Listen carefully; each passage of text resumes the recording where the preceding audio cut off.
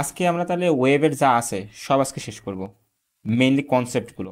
Next 4টা ক্লাসে আমরা ম্যাথমেটিক্যাল প্রবলেমগুলো দেখব, দেন কিছু সৃজনশীল দেখব, অধ্যায় শেষ করে দেব। এরপর আমরা স্থিতিরিত ধরবো। ঠিক আছে? খুবই সহজ সহজ অধ্যায় এগুলো। এখন সামনে যে জিনিসটা দেখতে পাচ্ছ এটা কি চেনো? পরিচিত কোনো কিছু?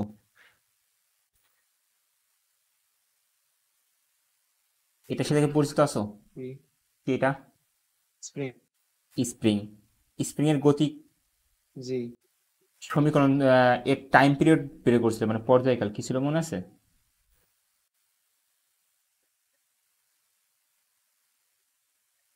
2 পাই টি square root. Integral 2 pi root over L by. না, ওটা ছিল হচ্ছে তোমার পেন্ডুলামের ক্ষেত্রে বা সরল দোলকের ক্ষেত্রে।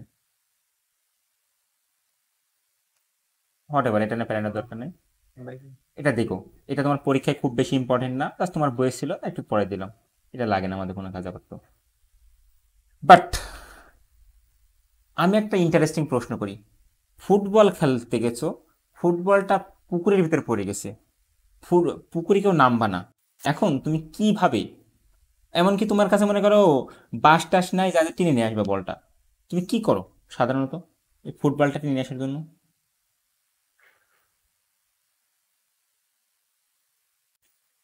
আমার প্রশ্ন বুঝতে পারছো?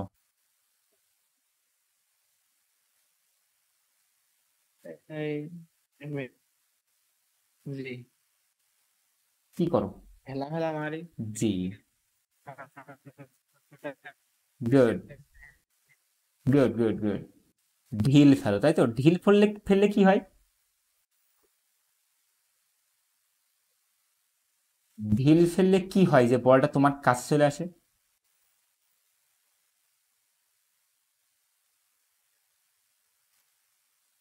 ঢেউ ঢেউ কিছু তৈরি হয় কি? ঢেউ হয়, এই ঢেউ হয়। এরকম ঢেউয়ের উপর করে আস্তে আস্তে আস্তে বলটা তোমার কাছে চলে আসে, তাই না?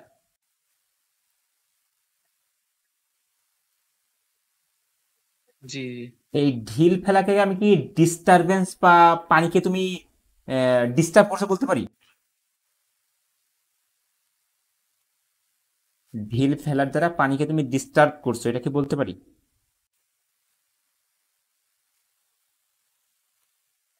পানি নর্মালি এমন, জি জি। ওকে, বলতে পারি। এখন এই ডিস্টারবেন্সটা, সাপোজ ধর এটা, এই ডিস্টার্ব করলে এবার ঢেউ হয়, তাই না? ঢেউয়ের ফলে কি পাচ্ছ তুমি?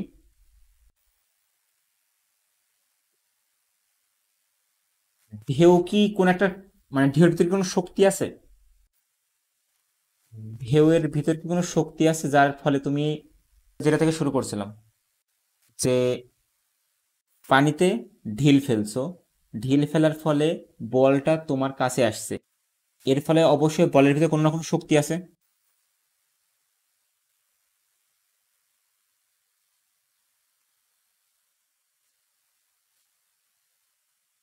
অ্যাটলিস্ট কত তো শুনতে পাচ্ছ, কত শুনতে পারলে হবে?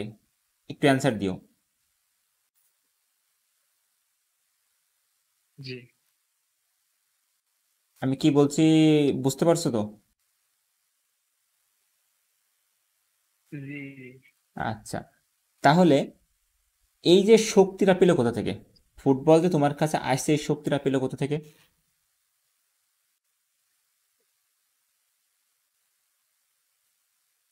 হেলা মারি ঢেউ সে।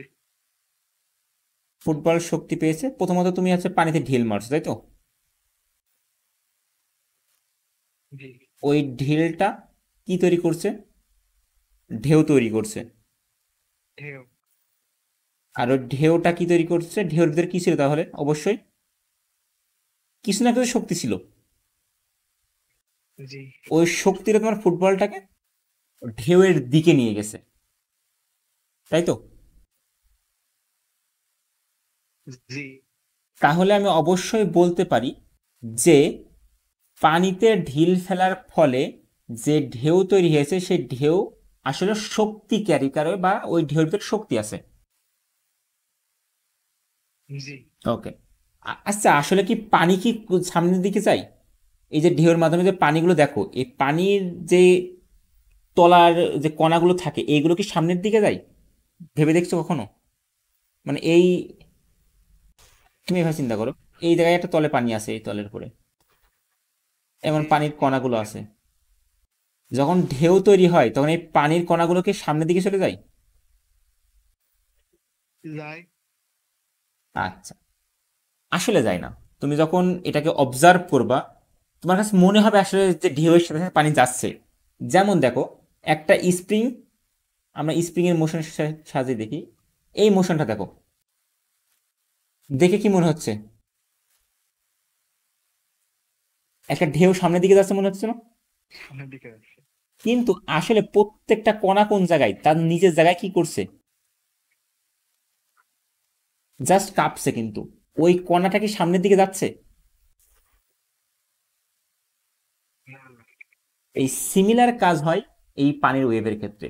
যে পানিতে যে তরঙ্গটা তৈরি হচ্ছে, সেটা কি করে? জাস্ট নিজের জায়গায় থেকে সে উপরে নিচে কাঁপতে থাকে।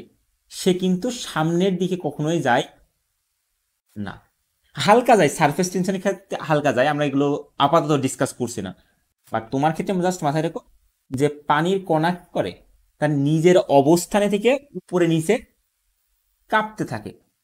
আসলে তার কি হয় না, কোনো সামনের মুখও, হয়। তার সামনে দিকে অবস্থানে কোনো পরিবর্তন হয় না। ওকে। জি। তাহলে আমরা ওয়েভ কাকে বলতে পারি? এই যে ঢেউটা বলছি না, এই যে ঢেউ যেটা, এই ঢেউটাকে আমরা মেনলি ওয়েভ বলি। ওয়েভ বলতে আসলে কি, ওই যে ঢেউটা দেখছো ওই ঢেউটাই। তাহলে আমি ওই এই ঢেউয়ের সংজ্ঞা কি দিতে পারি বলতো? যে ঢেউ একটা ডিস্টারবেন্স, বলতে পারি ডিস্টারবেন্স বা বিশৃঙ্খলা, বলতে পারি। জি। আচ্ছা, যে বিশৃঙ্খলা কি করে? শক্তি ক্যারি করে।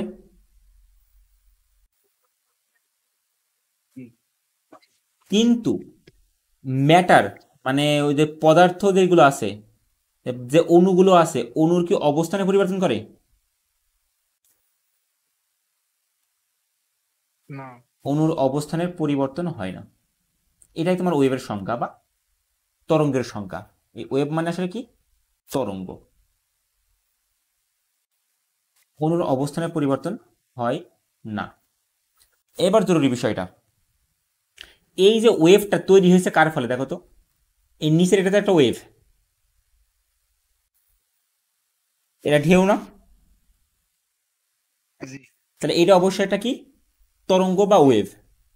এটা কার ফলে তৈরি হয়েছে দেখো তো? আমরা আগে যে ছোট্ট ছোট্ট সিম্পল হারমোনিক মোশন শিখছিলাম, বা সরল সন্ধিত গতি, যেমন স্প্রিং এর গতি, এইটা মিলে তৈরি হয়েছে না?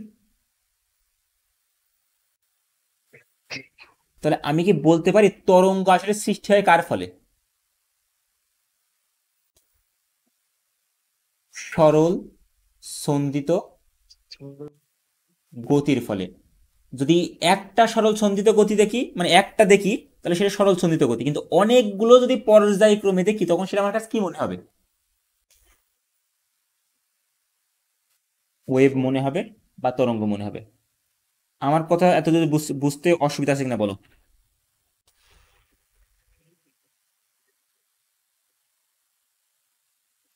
এতটুকু কথা বুঝতে পারছো?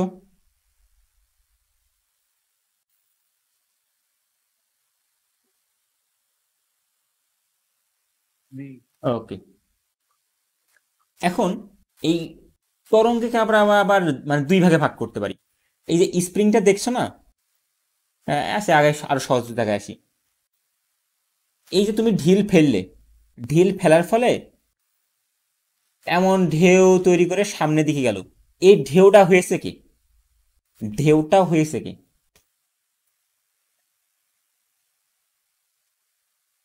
ওই- এই ঢেউ সৃষ্টি করেছে কে? মানে যেটা মানলাম। তুমি যেটা মারছো মানে সেটা হচ্ছে ডিস্টারবেন্স তৈরি করছে, এই ডিস্টারবেন্সটা সামনের দিকে ক্যারি করছে কে? পানি। এই পানিটাই তো তোমার ওই যে বিশৃঙ্খলাটা সামনের দিকে নিয়ে যাচ্ছে, তাই না? জি তাহলে এই ডিস্টারবেন্সটা চলার জন্য কি লাগছে? একটা মাধ্যম লাগছে না? জি এই মাধ্যমটা কি তাহলে? পানি। আমাদের ক্ষেত্রে ডিস্টারবেন্স বা বিশৃঙ্খলা এই জিনিসটা চলার জন্য কি লাগছে? একটা মাধ্যম লাগছে, সেই মাধ্যম হিসেবে কাজ করছে কে? পানি। পানি। তাহলে এই যে ডিস্টারবেন্স মানে তো ওয়েভ, ডিস্টারবেন্স মানে জি ওয়েভ, তাহলে এই ওয়েভ চলার জন্য কি লাগছে আমার? মাধ্যম লাগছে। পানি। হ্যাঁ পানি ঠিক আছে, কিন্তু ওই পানিটা কি একটা মাধ্যম? তাই আমাদের প্রত্যেক ডিস্টারবেন্স বা ওয়েভ চলার জন্য একটা কি লাগবে? মাধ্যম লাগবে। বাট সব সময় নেসেসারি না। এই যে আলো দেখো না সূর্য থেকে পৃথিবীতে আসছে, এই আলো চলার জন্য মাধ্যম কি বলতো? এই আলো কিন্তু এক প্রকার তরঙ্গ। তুমি আরো বড় হয়ে শিখবা যে আলো এক প্রকার কি তরঙ্গ। তরঙ্গ। ওই যে সূর্য থেকে আসছে, সূর্য এবং পৃথিবীর মাঝখানে কি ফাঁকা জায়গা রয়েছে না?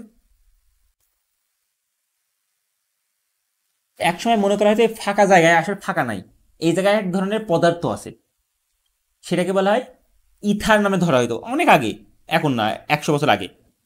মানুষ মেনত কি ওই জায়গায় 100 বছর না 100-150 বছর আগে, যে ওই জায়গায় ইথার আছে, ওই ইথারের মধ্য দিয়ে আলো আসে পৃথিবীতে।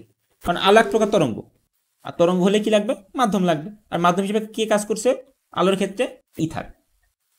কিন্তু পরবর্তীতে পরীক্ষা নিরীক্ষার দ্বারা প্রমাণ করে মাইকেলসন মর্লে নামের একজন ব্যক্তি যে আসলে আলো চলার জন্য কোনো মাধ্যমের প্রয়োজন হয় না, আলো একাই চলতে পারে। কথা বুঝতে পারছো? জি ওকে। তাহলে আমাদের কথা হচ্ছে তরঙ্গকে মাধ্যমের উপর নির্ভর করে দুইটা ভাগে ভাগ করব। তরঙ্গকে মাধ্যমের উপর নির্ভর করে কয়টা ভাগে ভাগ করব? দুই ভাগে। একটা, যে যদি মাধ্যম লাগে তাহলে তার নাম হবে যান্ত্রিক তরঙ্গ, আর যদি মাধ্যম না লাগে তাকে বলা হয় তড়িৎ চুম্বক তরঙ্গ। কি তরঙ্গ? তড়িৎ চুম্বক। এই তড়িৎ চুম্বক তরঙ্গ আসলে বেশ, আসলে হচ্ছে লাইট। এই যে লাইটটাই শুধুমাত্র আমাদের ক্ষেত্রে আপাতত তড়িৎ চুম্বক তরঙ্গ। একমাত্র লাইটই আছে যার চলার জন্য মাধ্যমের কোনো প্রয়োজন হয় না, বাদ বাকি বেশিরভাগ মানে বাদ বাকি সবই প্রায় সবার চলার জন্য মাধ্যমের প্রয়োজন হয়, কোনো না কোনো মাধ্যম লাগবেই। যদি সেটা তরঙ্গ হয় তাহলে তার মাধ্যম লাগবে। কথা বুঝতে পারলে? জি তাহলে আমি যদি বলি যান্ত্রিক তরঙ্গ কাকে বলে, তো কি বলবা?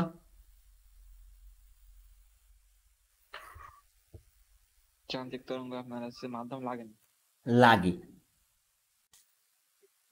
ও যে তরঙ্গ চলার জন্য মাধ্যমের প্রয়োজন হয় সেই তরঙ্গকে বলা হয় যান্ত্রিক তরঙ্গ। আমি লাস্টে সংজ্ঞা দেখাবো, আমি সংজ্ঞা সবগুলো লিখে রাখছি, প্যারা নাই, চিল। জি আমরা এই তড়িৎচুম্বক তরঙ্গ নিয়ে কোনোই কথা বলবো না, জাস্ট মাথায় রাখো তড়িৎচুম্বক তরঙ্গকে, আলো একটা তড়িৎচুম্বক তরঙ্গ যার চলার জন্য কোনো মাধ্যমের প্রয়োজন হয় না। এক সময় মানুষ মনে করতো ইথার নামের একটা পদার্থ আছে যার ফলে আলোকান ওই সূর্য থেকে পৃথিবীতে এসে পৌঁছাচ্ছে, কিন্তু এটা মিথ্যা, এমন কোনো জিনিস আসলে পৃথিবীতে নাই। এটা প্রমাণ করছে কে? মাইকেলসন মরলে। এতটুকু জানলে তোমার ক্ষেত্রে যথেষ্ট।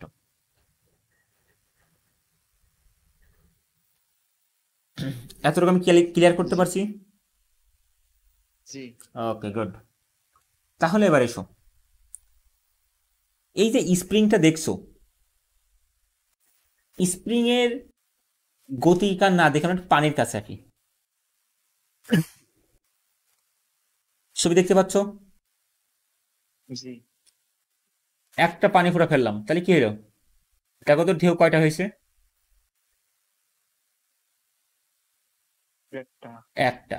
তাহলে এইভাবে যদি কন্টিনিউয়াসলি যদি পানি পড়তে থাকে তাহলে কন্টিনিউয়াসলি কি তৈরি হবে? ঢেউ। ঢেউ তৈরি হচ্ছে।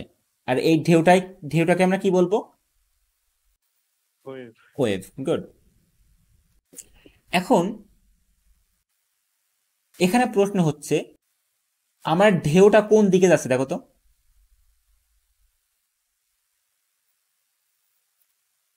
ঢেউটা কোন দিকে যাচ্ছিল? সামনের দিকে যাচ্ছিল। আর এই যে কণাগুলো ছিল সেই কণাগুলো কোন দিকে যাচ্ছে? দেখো এই পানিখানে কণা, এই যে মানে কি বলবো, এই পানির যে যেটাতে তৈরি হয়েছে, এভাবে আমি একটা ছবি আঁকি। ধরো এটা একটা হচ্ছে পানির জাস্ট নর্মাল তল, এরটা কি তৈরি হয়েছে অনেকগুলো কণা দিয়ে তৈরি হয়েছে না এভাবে। পানির কণা আছে খুবই কাছাকাছি, আমি একটু জুম করে রাখছি যে যে অনেক দূরে দূরে দেখাচ্ছি। যখন এখানে আমি ডিস্টার্ব করছি তখন জিনিসটা কি এমন হয়ে যাচ্ছে।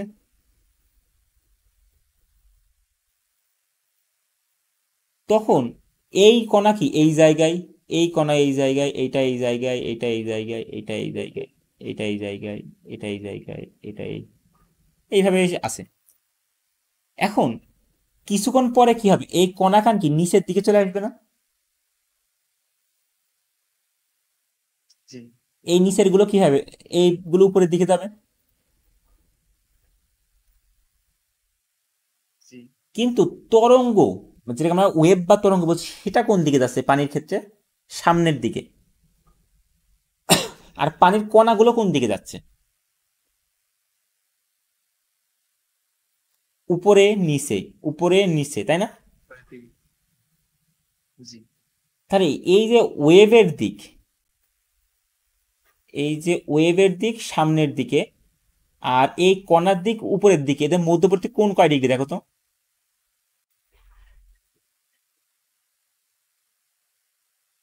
90 ডিগ্রি। 90 ডিগ্রি। যদি এমন হয় যে তোমার তরঙ্গের দিক এবং ওই যে তরঙ্গ সৃষ্টিকারী কণার দিক, তরঙ্গ সৃষ্টিকারী কণার দিক যদি 90 ডিগ্রি হয়, তবে এই ধরনের তরঙ্গগুলোকে বলা হয় লংগিটিউডিনাল ওয়েভ।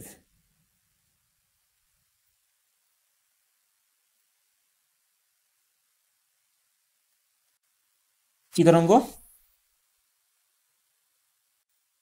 লংগিটিউড ডিনাল ডিনাল। ওয়েভ। অথবা তুমি বাংলায় বলতে পারো আর তরঙ্গ। কারণ এই যে দেখো, শব্দের বেগের সাথে কোন দিক, কোন ভাবে আছে, কণার দিক আড়াআড়ি না? জি তাই এটাকে অনেক সময় আর তরঙ্গ বলতে পারো। অথবা অনুপ্রস্থ তরঙ্গ বলতে পারো, অনুপ্রস্থ তরঙ্গ। ঠিক আছে? অনুপ্রস্থ মানে বুঝতে পারছো তো, যে দৈর্ঘ্য বরাবর যাচ্ছে না, কণা যাচ্ছে কি তার প্রস্থ বরাবর। জি বুঝতে পারছি। তার মানে সিম্পল কথা হচ্ছে যে ওয়েভের দিক বা তরঙ্গের দিক এবং তরঙ্গ সৃষ্টিকারী কণার দিক যদি 90 ডিগ্রি হয়, তবে সেই ধরনের তরঙ্গকে বলা হয় অনুপ্রস্থ তরঙ্গ, আর তরঙ্গ বা লংগিটিউডিনাল ওয়েভ। এর মধ্যে উদাহরণকে পানি। পানি একটা কোন তরঙ্গ?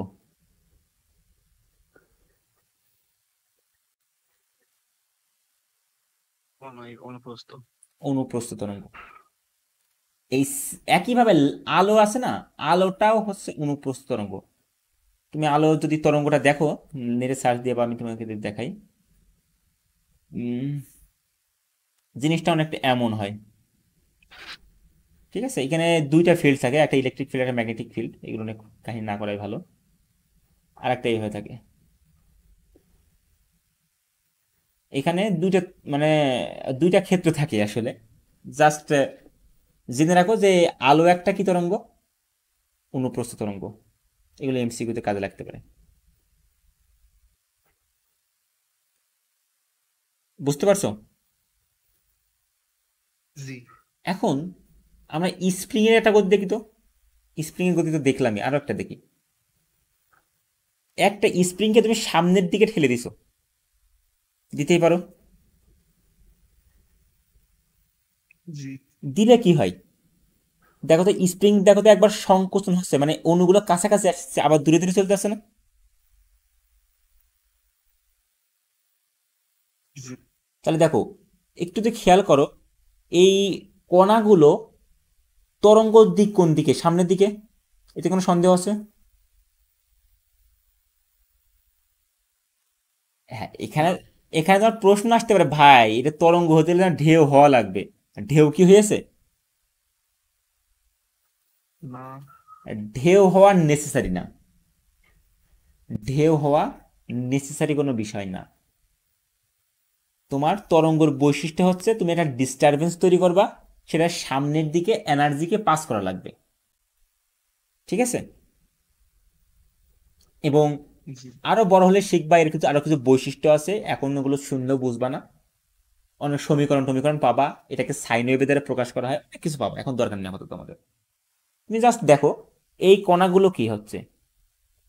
একটা স্প্রিং একটা কি তুমি করছো, স্প্রিং এ ঠেলা দিছো সামনের দিকে, ফলে স্প্রিংটা সামনের দিকে যাচ্ছে, পিছের দিকে আসছে, তাই না? তাহলে হুম। তুমি যদি খেয়াল করো, এই স্প্রিং এর যে কণাগুলো আছে, সেই কণার দিক কোন দিকে? উপরে নিচে নাকি সামনে পিছে? সামনে বেশি। সামনে পিছে, গুড। আর ওয়েভের দিক মানে এই যে ডিস্টারবেন্স কোন দিকে যাচ্ছে, বিশৃঙ্খলা কোন দিকে যাচ্ছে? আড়াআড়ি নাকি সামনের দিকে? এমনি যাচ্ছে নাকি এমনি যাচ্ছে? সামনে। সামনের দিকে। তাহলে দুইটার দিক কি সমান্তরাল না? জি। যে ডিস্টারবেন্স বা ওয়েভ, মানে ডিস্টারবেন্স যা ওয়েভও তাই।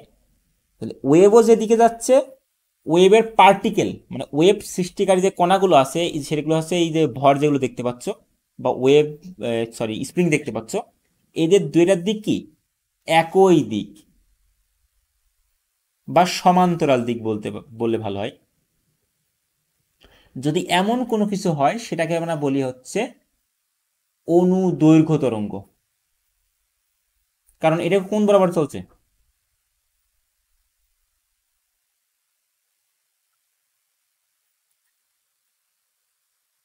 এটা হচ্ছে তরঙ্গ যে দিক বরাবর চলছে, কণাও সেই দিক বরাবর চলছে, অর্থাৎ দৈর্ঘ্য বরাবরই চলছে, এখানে প্রস্থ বরাবর চলার কোনো প্রশ্নই নাই, তাই এর নাম হচ্ছে অনুদৈর্ঘ্য তরঙ্গ। ইংরেজিতে বলে, আগেটা কি ভুল বলে আসছি? আগেটা কি বলছিলাম, লঙ্গিটিউডাল বলছিলাম।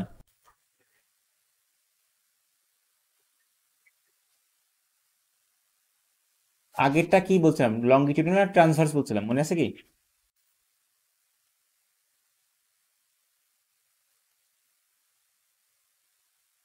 লঙ্গে। আচ্ছা, আমরা তাহলে ওটা মিস্টেক করছি। ট্রান্সভার্স মানে হচ্ছে অনুপ্রস্থ, আর লঙ্গিটিউডিনাল মানে হচ্ছে অনুদৈর্ঘ্য। বাংলা তো বাংলায় মনে রাখবা, ইংরেজি তো লাগবে না। লঙ্গিটিউডিনাল। ঠিক আছে?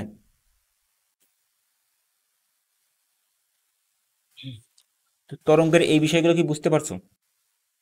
জি।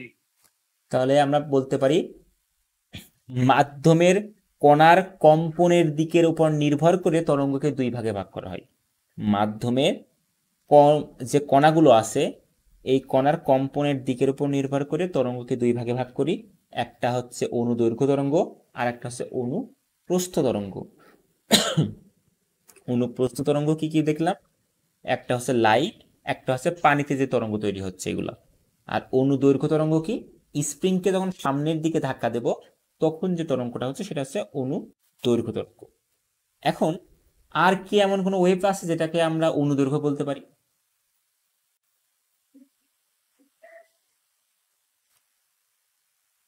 আছে, সেটা হচ্ছে সাউন্ড ওয়েভ। আমরা যে শব্দ তৈরি করি না, এইটা শব্দ তরঙ্গ। ও। আচ্ছা, যে আমরা যে শব্দগান তৈরি করছি এটা কিভাবে পাস করে, আমরা সেটা দেখবো। দেখার আগে একটু দেখি যে জিনিসটা আসলে কি হয়। একটা ধরো তোমাকে একটা কাঁচের রুমের মধ্যে রেখে দিলাম, সম্পূর্ণ কাঁচ, কোনোভাবে বাতাস বের হতে পারবে না, এর মধ্যে তোমাকে রেখে দিলাম। এখন তুমি বাইরে থেকে সবাইকে ডাকছো, আমাকে বাঁচাও বাঁচাও, আমরা কি তোমার ডাক শুনতে পাবো?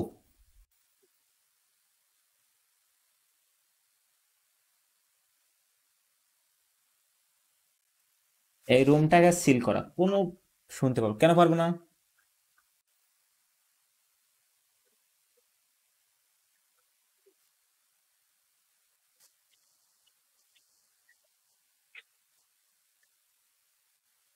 কেন পারবো না?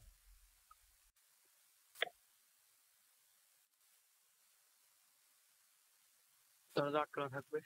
কারণ হচ্ছে আমাদের, আমরা যে ভোকাল কর্ড মানে আমরা যে কথা বলি আমাদের গলার ভিতরে এই যে যে ফুলা জায়গাটা আছে, যেটাকে আমরা বলছিলাম যে আপেল খাইলাম তাই গলায় বেঁধে গেছে, ওইটা ওই জায়গায় যে ভোকাল, এটাকে আমরা ভোকাল কর্ড বলি। এই ভোকাল কর্ডের কম্পনে ফলে তুমি, আমি যখন কথা বলছি, আমি গলায় হাত দিলে আমি বুঝতে পারছি আমার গলা কাঁপছে। তুমি কথা বলার সময় দেখো তোমার গলা এখানে কাঁপছে, ট্রাই করে দেখতে পারো।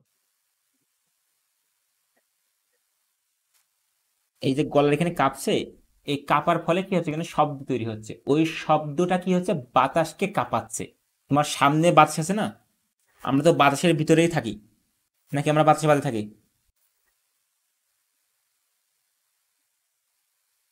ভিতরে। বাতাসের ভিতরে থাকি। তাহলে এই বাতাসের ভিতরে থাকার ফলে বাতাসটা কি আছে, কাঁপছে। কাঁপার ফলে কাঁপতে কাঁপতে আমার শব্দটাকে সামনের দিকে নিয়ে যাচ্ছে। যদি তুমি এমন করো যে তুমি একটা রুমে আছো, যে রুমে কোনো বাতাসই নাই, যেমন আমরা এই যে রুমটার কথা বলছিলাম, এখানে কোনো বাতাস নাই, এটা একটা ভ্যাকিউম রুম, বাতাসহীন রুম, তখন তুমি এখানে কথা বলো, তোমার গলা থেকে শব্দ তৈরি হচ্ছে ঠিক আছে, বাট ওই শব্দটা বাইরে যাচ্ছে না, বাইরের কেউ শুনতে পাচ্ছে না, কারণ শোনার জন্য কি লাগবে, এই বাতাসকে কাঁপানো লাগবে। যেহেতু কাঁপানোর কেউ নাই, তাহলে তোমার শব্দ কেউ শুনতে পারবে না। না। আচ্ছা, এবার একটা কথা বলো, কখনো কি পুকুরে গোসল করতে যে পুকুরের নিচে যে শব্দ করছো? হয়তো বা আমরা অনেক সময় ছোটবেলায় ইট দিয়ে বাড়ি মারতাম, অথবা হচ্ছে তোমার কি করতাম, নিচে ইটে ডাকতাম, এমন কোনো করছো? জি। তখন কেউ কেউ শুনতে পায় তোমার কথা? না। শিওর? আমি তো মনে হয় পাই। আমার তো মনে পড়ছে যে ইট দিয়ে বাড়ি যখন মারতাম তখন হচ্ছে শোনা যেত যে নিচ থেকে কেউ শব্দ করছে। তুমি এদিন গোসল করতে যে দেখবা যে আসলে তোমার বন্ধুকে নিচে বলবো শব্দ। ওই দুইটা মার্বেল যদি পানির নিচে বাড়ি মারা হয় তো শোনা যায়। হ্যাঁ, তার মানে কি, তুমি যখন এখানে শব্দ তৈরি করছো, এই শব্দটাও কি হচ্ছে, পানির মধ্য দিয়ে পাস করছে, করে তোমার কানে যাচ্ছে। এখানেও কি হচ্ছে, এই পানি মাধ্যম হিসেবে কাজ করছে, এবং পানি কাপার মাধ্যমে তোমার শব্দটাকে পাস করছে। তার মানে তোমার শব্দকে যাওয়ার জন্য কোনো একটা মাধ্যমের প্রয়োজন হবে। যদি কি এমন করে যে কোনো মাধ্যম নাই, মানে রুমটা ফিল মানে ভ্যাকিউম, কোনো মাধ্যম নাই, না পানি আছে না বায়ু আছে, কোনো কিছু নাই, তাহলে তোমার শব্দ কি হবে, গলা থেকে বের হবে, বাট কেউ শুনতে পারবে না। তুমি কি শুনতে পারবা? জি। কেউ পারবে না মানলাম, তুমি কি পারবা? জি। কেন পারবা? তোমার শব্দ তুমি কি করে শুনবা? তুমি কথা বলবা, তোমার শব্দ তো কানে যাওয়া লাগবে, কানে তো যাচ্ছে না, কারণ কি, কোনো বাতাস নাই, তোমার গলা থেকে সাউন্ড কি করে তুমি শুনবা বলো? শুনতে পারবা? না। কথা হচ্ছে তুমি পারবা, কিভাবে পারবা? আর কিভাবে পারবা বলো? তোমার সাউন্ড কিভাবে শুনবা যেখানে সম্পূর্ণ ভ্যাকিউম, কোনো বাতাস নেই, তারপরে তোমার শব্দ তুমি কিভাবে শুনবা? তুমি কি জানো যে আমার কণ্ঠ যখন আমি নিজে অডিও রেকর্ড করে শুনি, তখন আমার কাছে খুবই বিশ্রী লাগে। নিজের অডিও নিজে শুনছো?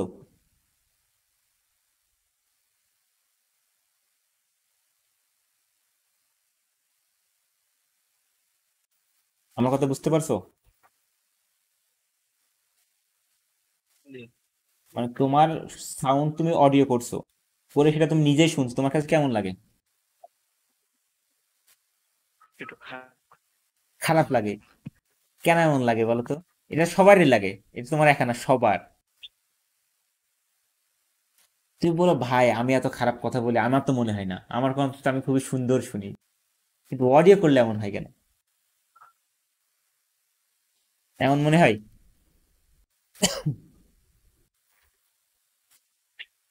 এটা মনে হওয়ার মেইন কারণ হচ্ছে, তুমি যখন কথা বলো, মানে তোমার গলা থেকে যখন সাউন্ডটা বের হয়, এক, ওটা বাতাসের মাধ্যমে তোমার কানে যে পৌঁছায়। আর একটা, তুমি যখন কথা বলো তোমার এই যে হাড় আছে না, বুকের হাড়, মাথার খুলি, এর মাধ্যমেও এটা তো একটা মাধ্যম হিসেবে কাজ করে শব্দের জন্য। এই মাধ্যম দিয়েও কি হয়, ওই শব্দটা তোমার কানে পৌঁছায়। ফলে তোমার গলার শব্দ তুমি দুইটা মাধ্যম থেকে শোনো। এক, বাতাস মাধ্যম থেকে শোনো, আর একটা তোমার দেহের হাড়ের মাধ্যমে শোনো। এই দুই মাধ্যমের শব্দ এক জায়গায় হয়ে নতুন একটা শব্দ তৈরি করে। এই নতুন সাউন্ডটা তোমার কাছে খুব পছন্দ।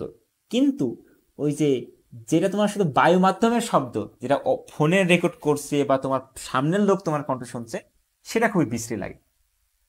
ঠিক আছে? তাহলে তাহলে যদি তুমি একটা ভ্যাকিউম রুমে থাকো, হ্যাঁ, বাতাসের কারণে তুমি কোনো শব্দ শুনতে পাচ্ছ না, কিন্তু তোমার হাড়ের মাধ্যমে কি সাউন্ডটা তোমার কানে পৌঁছাচ্ছে? জি। তার মানে তখনও তুমি সাউন্ড শুনবা, কিন্তু তোমার পাশের লোকজন তোমার সাউন্ড শুনতে পারবে না। না। এত দূর আমার কথা বুঝতে পারছো কিনা? যদি জি। বুঝতে থাকো তাহলে বেসিক ডেফিনেশন যেগুলো আমরা আমরা আজকে ওয়েব শেষ করে দেবো, চিল থাকো। আমরা কিন্তু বোরিং কোনো কিছু পড়াইনি, খুবই সহজ সিম্পল জিনিস পড়াইছি। চলছে কি? হ্যাঁ, বলো। স্ক্রিন দেখতে পাও না? রেকর্ড করে আছে তাই? হ্যাঁ, রেকর্ড হচ্ছে, তুমি চিল থাকো। রেকর্ড না করলে হবে? আমি তো জানি তুমি মনোযোগ দিয়ে দেখছো না।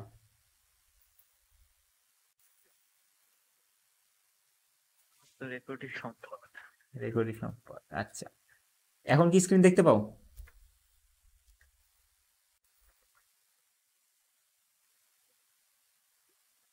হ্যাঁ। লেখা দেখতে পাও? জি। ওকে, কি বলছে, ওয়েভের সংজ্ঞা কি? ওয়েভ ইজ আ ডিস্টারবেন্স যেটা ট্রাভেল করে কার মাধ্যমে? একটা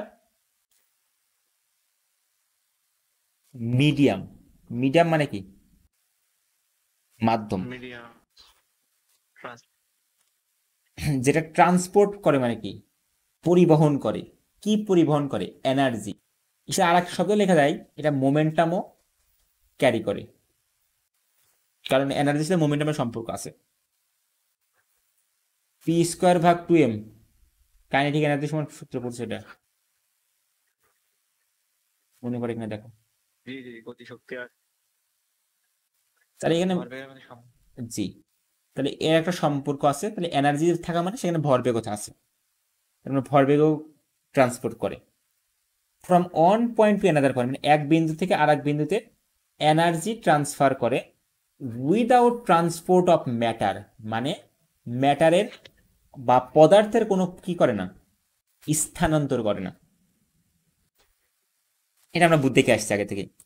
বাংলায় এটা লিখবা, তরঙ্গ একটি পর্যায়বৃত্ত আন্দোলন। পর্যায়বৃত্ত আন্দোলন বলতে কি? ওই যে পানিটা কি হয়, কন্টিনিউয়াসলি নিচে পড়ছিল, মনে আছে? ওই যে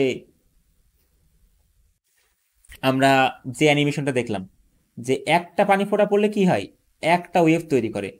এভাবে কন্টিনিউয়াসলি পানি পড়তে থাকে, তখনই কি হয়, একটা এমন ওয়েভ তৈরি হয়। ঠিক আছে?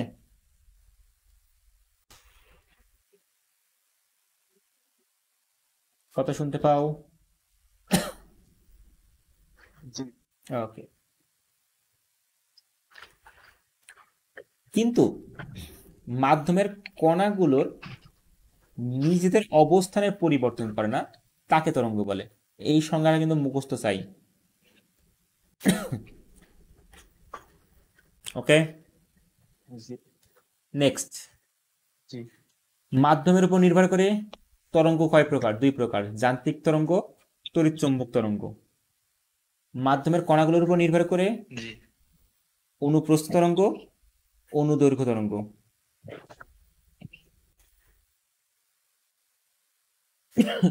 নিচের সংজ্ঞা কি? যান্ত্রিক তরঙ্গ মানে কি? যে তরঙ্গ চলার জন্য মাধ্যমের প্রয়োজন হয় তাকে যান্ত্রিক তরঙ্গ বলে।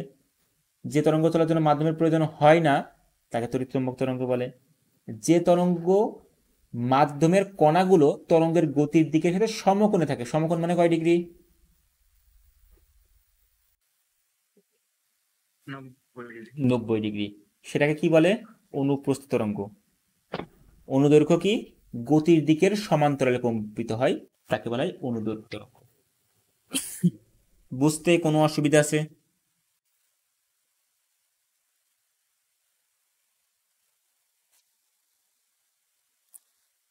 তাহলে শব্দ অনুদৈর্ঘ্য তরঙ্গ নাকি অনুপ্রস্থ তরঙ্গ?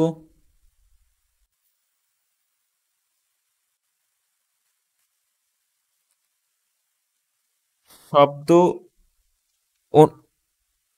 অনুদৈর্ঘ্য, তাই তো? পানি?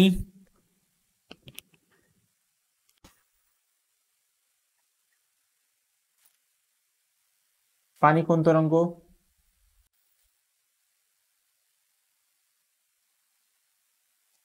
জি। পানি কোন তরঙ্গ, অনুদৈর্ঘ্য নাকি অনুপ্রস্থ?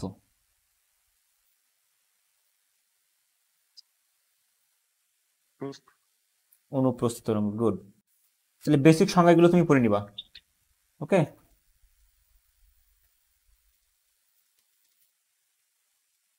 জি। ওকে। যদি এগুলো পড়ে নাও তাহলে আমি আমার পরবর্তী কার্যক্রমে যাই। হুম, display, okay.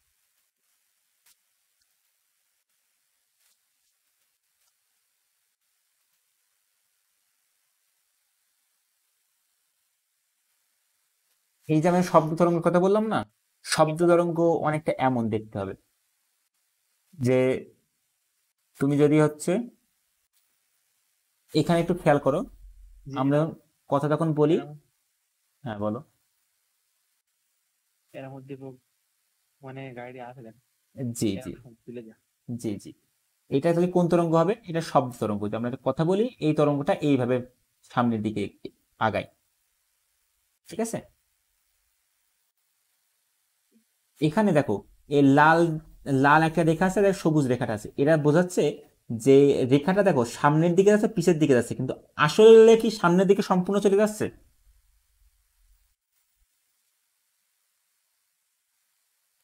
রেখাটা দেখো সামনের দিকে যাচ্ছে, আবার এই যে পিছের দিকে আসছে, সামনের দিকে যাচ্ছে, আবার পিছের দিকে আসছে। এর ফলে সে সামনে পিছে কাঁপছে, কিন্তু আসলে কি সামনের দিকে চলে যাচ্ছে একবারে? এমন কি হচ্ছে?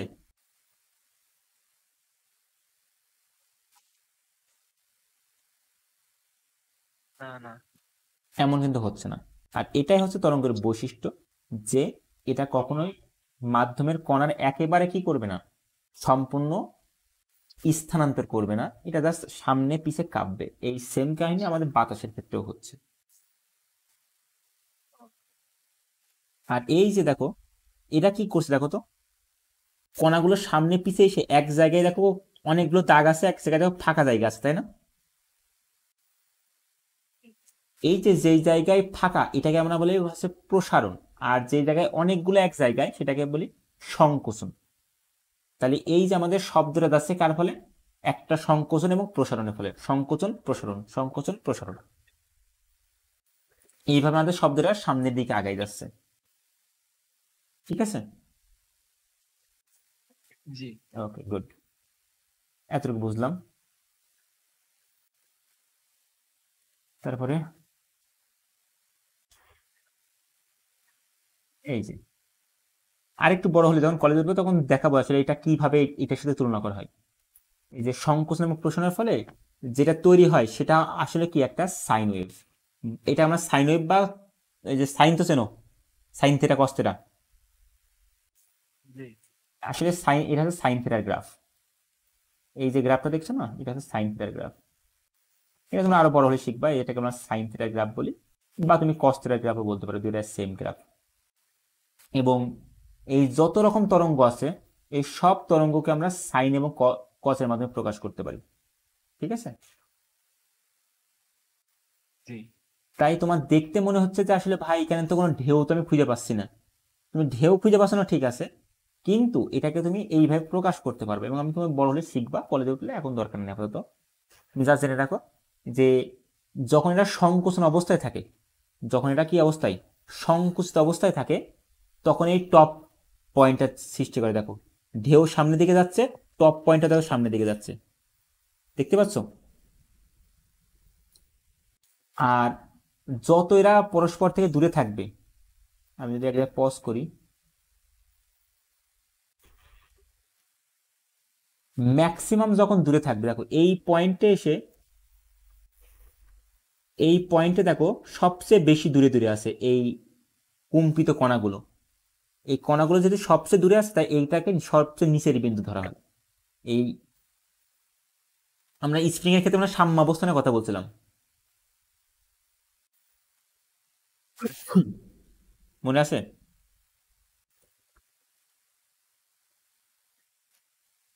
স্প্রিং যে বিন্দুকে কেন্দ্র করে কাঁপতে থাকে সেটাকে আমরা সাম্যাবস্থা বলি। অথবা এই পেন্ডুলামের ক্ষেত্রে, পেন্ডুলাম বা শরৎদোলক যেই বিন্দুকে কেন্দ্র করে দুলতে থাকে সেটাকে আমরা বললাম সাম্যাবস্থা। এই সাম্যাবস্থার সর্বোচ্চ উপরে এবং সর্বোচ্চ নিচে যেটা যায় সেটাকে আমরা বলি বিস্তার। সাম্যাবস্থান থেকে এই কণাটা সর্বোচ্চ উপরে যতটুকু যাবে অথবা সর্বোচ্চ নিচে যতটুকু যাবে সেটাকে আমরা কি বলি? বিস্তার। এই বিস্তারটা শক্তির সাথে সম্পর্কিত। এই সমুদ্রে কখনো ঢেউ দেখছো? মনে করো তুমি এখানে দাঁড়ায় আছো আর ঢেউটা আছে এতটুকু, তুমি কি ভয় পাবা? না, কিন্তু ঢেউটা যদি এত বড় হয়, তাহলে ভয় পেতে হবে। যদি আরো বড় হয় তখন আরো কি, আরো ভয় পাবে না? জি, কারণ কি, এর সাম্যাবস্থান থেকে বিস্তার কি অনেক বেশি, ফলে এটা তোমার কি বেশি ক্ষতি করতে পারবে, তাই না পারে? আচ্ছা আচ্ছা, জি জি। তাহলে বিস্তার কার সাথে সম্পর্কিত? শক্তির সাথে সম্পর্কিত। জি, যার বিস্তার যত বেশি তার শক্তি কত বেশি? তত বেশি। তাহলে এটা সমানুপাতিক সম্পর্ক, এমনকি এটা বর্গের সমানুপাতিক। তোমাদের বই মনে এগুলো নাই, তার জানি জেনে রাখা এতটুকু। এতটুকু বুঝতে পারছো? আচ্ছা, এখন এই সেম গতি আমরা দেখতে পারবো হচ্ছে দড়িতে। চেনো? জি, এই দড়ির এক মাথা তুমি কি করলে, খালি রাখলে, মানে এক মাথা আছে অনেক দূরে আছে, কনে আছে আমি জানি না, অনেক দূরে আছে। এবার তুমি কি করছো, এটাকে এক পায়ে ধরে এমন নাচাচ্ছ, এমন নাচাও তো। জি জি, এমন নাচালে কি এমন, এমনই তো দেখতে মনে হয়, তাই না? জি জি। এটাও কি একরকম তরঙ্গ। তরঙ্গ। এবং খুব ভালো বুঝতে পারবা তখন এই যে একজনকে যদি নাড়াই দেই, দেখো ডিস্টারবেন্স কোন দিকে যাচ্ছে? সামনের দিকে। সামনের দিকে। কিন্তু কণাগুলো কোন দিকে যাচ্ছে? উপর নিচে আছে। উপর নিচে। তুমি এই যে সবুজটা দিকে খেয়াল করলে বুঝতে পারবে যে জাস্ট উপরে নিচে, উপরে নিচে যাচ্ছে, তাছাড়া কিন্তু আর কিছু হচ্ছে না, তাই না?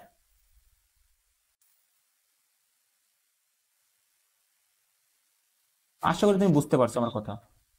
জি জি, সবুজটা উপর নিচে আছে, সামনের দিকেও যাচ্ছে না পেছনে যাচ্ছে। পিছনের দিকে যাচ্ছে না।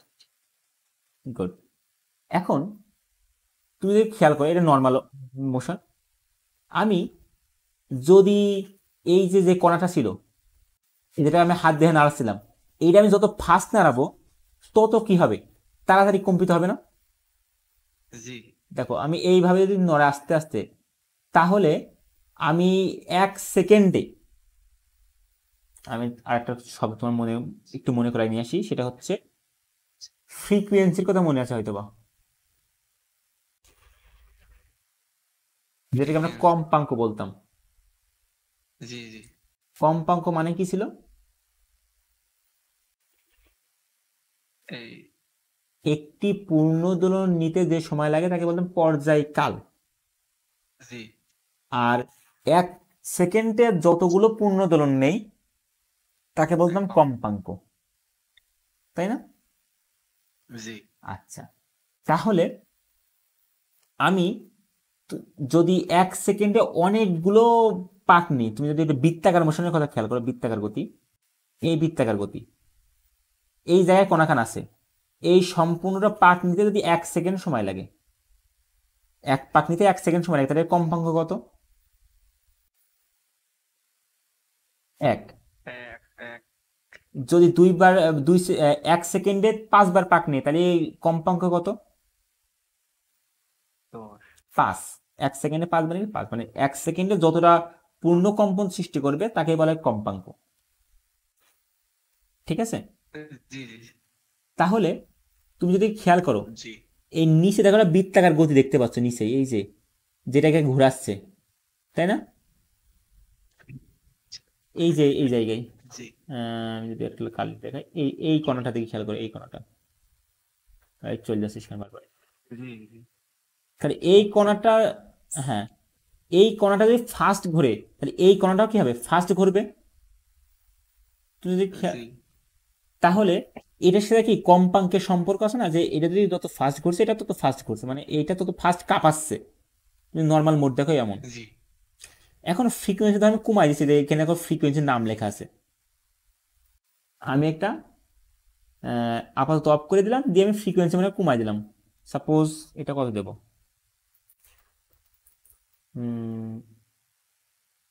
1 হার্জ দিলাম, মানে 1 হার্জ মানে কি প্রতি সেকেন্ডে একবার ঘুরবে, 1 সেকেন্ডে একবার ঘুরছে। তাহলে একটু ঢেউ দেখো, আমি যদি কম্পাঙ্ক বাড়াই দিই তাহলে একটু ঢেউ দেখো, কোনো পার্থক্য পাচ্ছ? জি ডিস্টারবেন্স ফাস্ট হচ্ছে নাকি স্লো হচ্ছে? তরঙ্গের বেগ বাড়ছে না কমছে? পাঁচ তরঙ্গের বেগ বাড়ছে। যদি কম্পাঙ্ক কমায় দিই,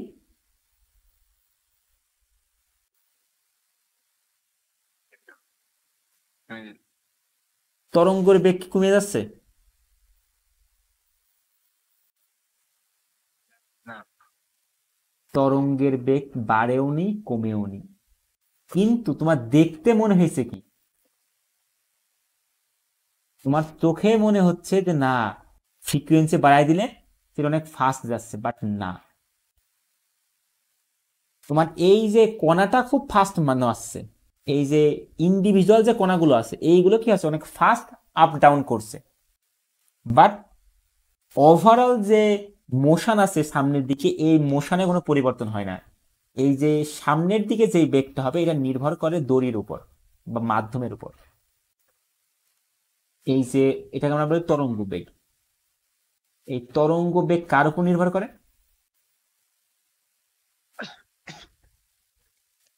মাধ্যমের উপর। মাধ্যম যদি একই হয়, তুমি যত ফাস্ট তুমি কাঁপাও না কেন, মাধ্যম যদি একই হয় তোমার কম্পাঙ্ক, সরি, তরঙ্গের বেগও কি হবে, সেম সেম হবে। তাই ধরো তুমি, আমি এখানে কথা বলছি, আমি আমার আশেপাশে যে কথাটা বলছি এই কথার বেগ যা, আমি যদি ঘুষিয়ে শব্দ তৈরি করি তার বেগও কি হবে, একদম সেম হবে, সেম বেগ সেম হবে। ঠিক আছে?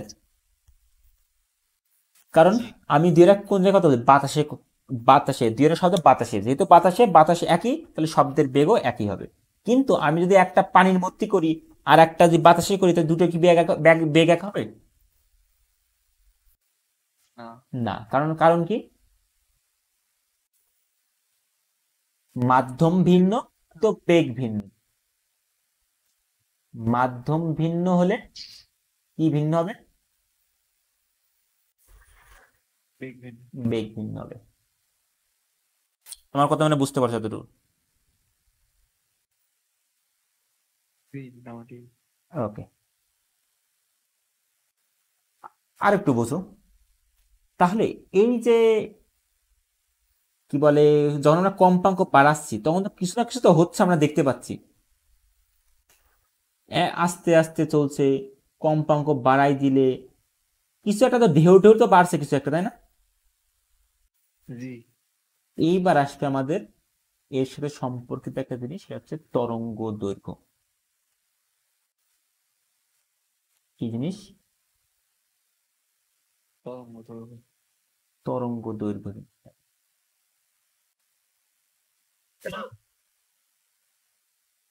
আচ্ছা, তার আগে আর একটা জিনিস শিখে আসি, সেটা হচ্ছে আমরা ওয়েভের ক্ষেত্রে, মানে ওয়েভ দেখে কতটুকু আমরা একটা পর্যায়কাল বলবো। আমরা আগে স্লো মোশন নিয়ে আসি, আমরা ফ্রিকোয়েন্সি 1 হার্জ করি।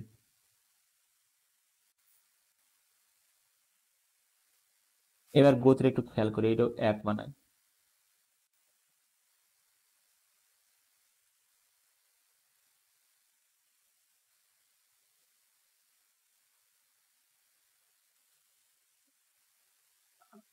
আচ্ছা, আমাদের স্বাভাবিক অবস্থান দেখো, এইটা এই জায়গায় আছে, যে এই বিন্দুটা ঘুরবে সেটা এই জায়গায় আছে। আমরা এই সবুজ ডটগুলোর দিকে একটু খেয়াল রাখবো, হ্যাঁ। যখন এক পাক দেওয়া হয়ে যাবে, এক পাক হয়ে গেছে না?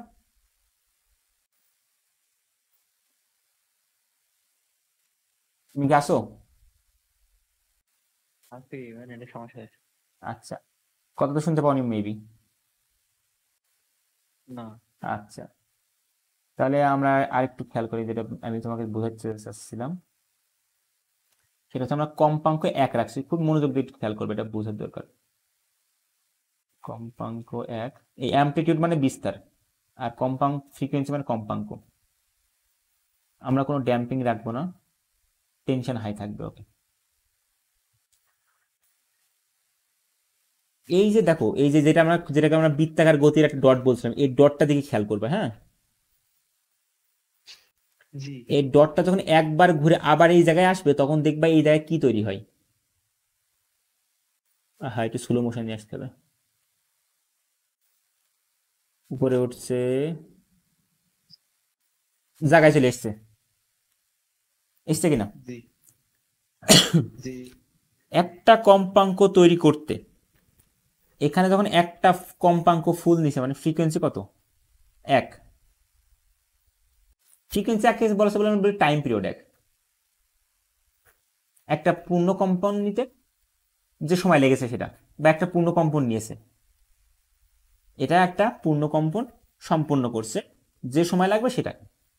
এখন এই পূর্ণ কম্পনে দেখো তো, আমার একটা কি তৈরি হয়েছে, একটা কার্ভ তৈরি হয়েছে না? এই যে একটা কার্ভ তৈরি হয়েছে, দেখতে পাচ্ছ? এই জায়গায় এই কণাটা যে অবস্থান, আর এই জায়গায় একটা কণা আছে দেখো, এদের দুজনের অবস্থান কি সেম? জি। দেখো, এদের দুজন সাম্য অবস্থাতে, প্রথম কথা। দ্বিতীয় কথা, এরপরে যখনই ঘুরবে, তখন এই কণাটা কোন দিকে যাবে? এই প্রথম কণাটা কোন দিকে যাবে বলো তো? পরের দিকে। উপরের দিকে যাবে। তাহলে এই কণাটা কোন দিকে যাবে বলো তো? নিচের দিকে। নিচের দিকে?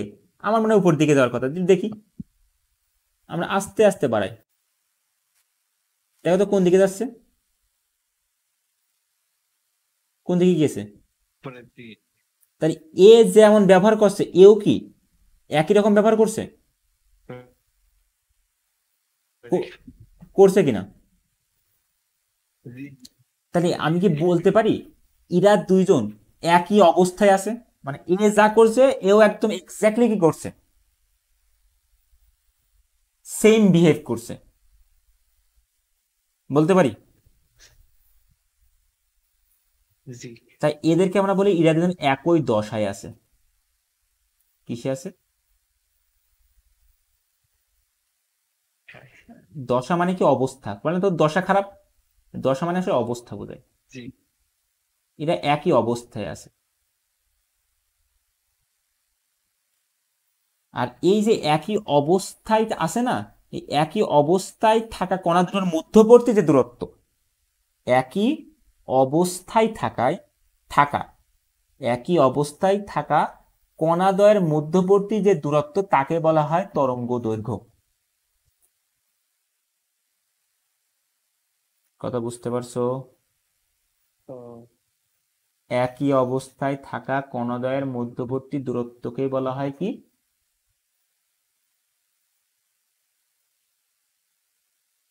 তরঙ্গ দৈর্ঘ্য। আর এই যে একই দশা সম্পন্ন কণা আমরা পাবো কতক্ষণ সময় পরে বলো তো? যদি গতিটা খেয়াল করো, একই দশা সম্পন্ন কণা পাবো কতক্ষণ পরে? এই যে এই কণা আর এর পরে দেখো, এই দুইটা কিন্তু সবুজ কণা আছে, এখানে একটা সবুজ কণা, এখানে একটা সবুজ কণা, এরা দুজন কি একই দশায় আছে?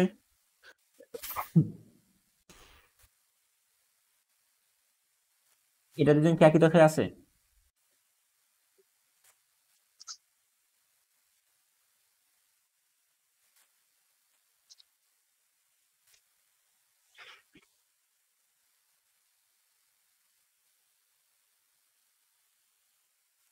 গতি দেখতে পাচ্ছ?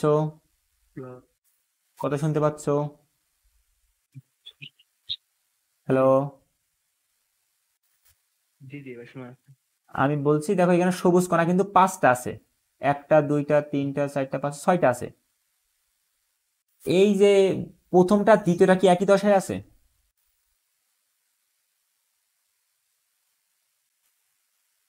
প্রথমটা এবং এই দ্বিতীয়টা কি একই দশায় আছে?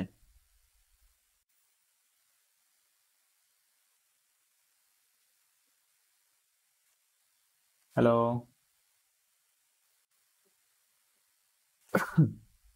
হ্যাঁ, প্রথম আর দ্বিতীয় এরা দুজন কি একই দশা? জি কেন একই দশা? প্রথমত খেয়াল করো, প্রথম জন আর দ্বিতীয় জন এরা কি একই অবস্থানে আছে? দেখো এ আছে এই জায়গায়, এর অবস্থান কি একই জায়গা? না না তাহলে প্রথম কথা যেহেতু একই জায়গায় না, তাহলে একই দশা না। একই দশা হতে গেলে তাদের অবস্থান একই হওয়া লাগবে, তাদের বেগ একই হওয়া লাগবে, তাদের বেগের দিক একই হওয়া লাগবে। বেগ একই হওয়া লাগে, অবস্থান একই হওয়া লাগে, এবং তাদের বেগের মানে তাদের চলার যে দিকটা সেই দিকও একই হওয়া লাগবে। তাহলে প্রথম কথা এদের অবস্থান কি ভিন্ন, এর অবস্থান আর এর অবস্থান ভিন্ন, তাহলে এরা অবস্থায় একই দশায় নাই, কোনো আবার দেখো এইটি যাবে কোন দিকে, তুমি যদি মোশনটা খেয়াল করো, এ যাবে উপরের দিকে আর এ যাচ্ছে কোন দিকে? এও যাচ্ছে উপরের দিকে, কিন্তু অবস্থান ভিন্ন হওয়ার কারণে এদের দশা ভিন্ন। কল কেটে যাচ্ছে নাকি মাঝে মাঝে?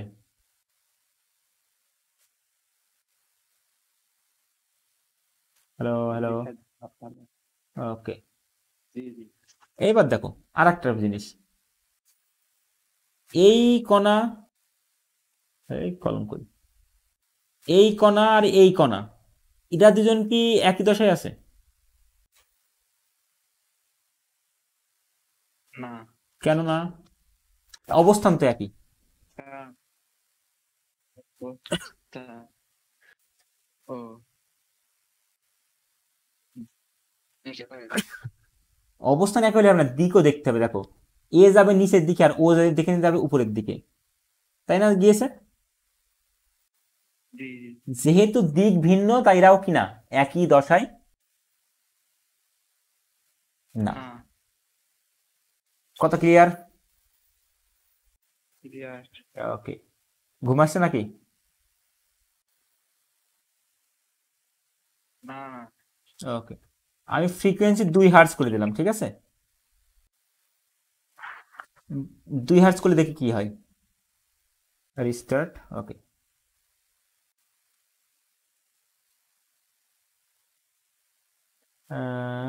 রিস্টার্ট। আমি হাতে 1 পাক নেবো, 1 পাক। আসলে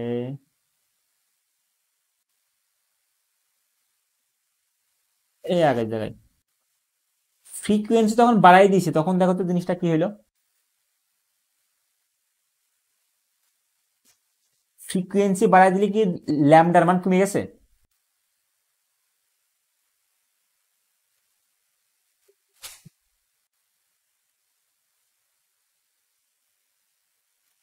আগে ফ্রিকোয়েন্সি ছিল 1 হার্জ, ফলে ল্যামডার মান যতটুকু ছিল, এখন ফ্রিকোয়েন্সি হয়ে গেছে 2 হার্জ করার ফলে ল্যামডার মান কি একই আছে নাকি চেঞ্জ হয়ে গেছে?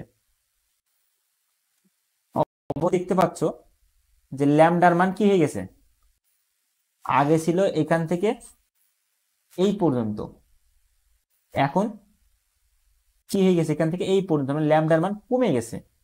তাহলে ফ্রিকোয়েন্সি বাড়ালে কি হচ্ছে, ল্যামডার মান কমে যাচ্ছে। ওকে, কল কেটে গেল।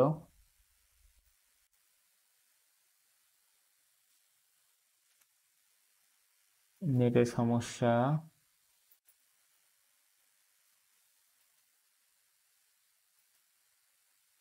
হুম,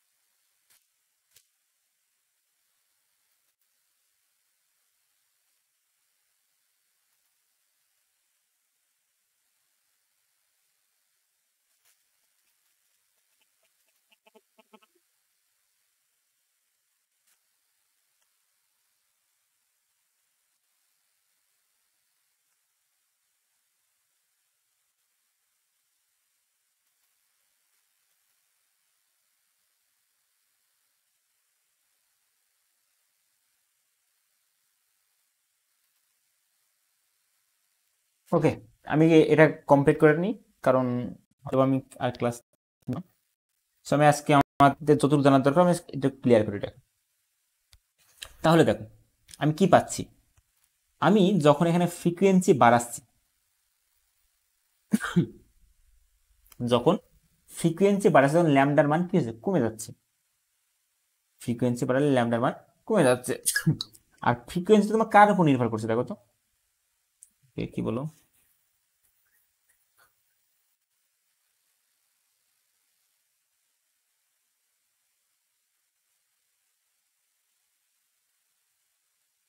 ওকে,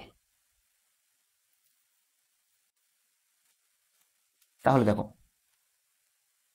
ফ্রিকোয়েন্সি যত বাড়ছে ল্যামডার মান তত কমছে, তাহলে ফ্রিকোয়েন্সি এবং ল্যামডার মধ্যে সম্পর্ক কি?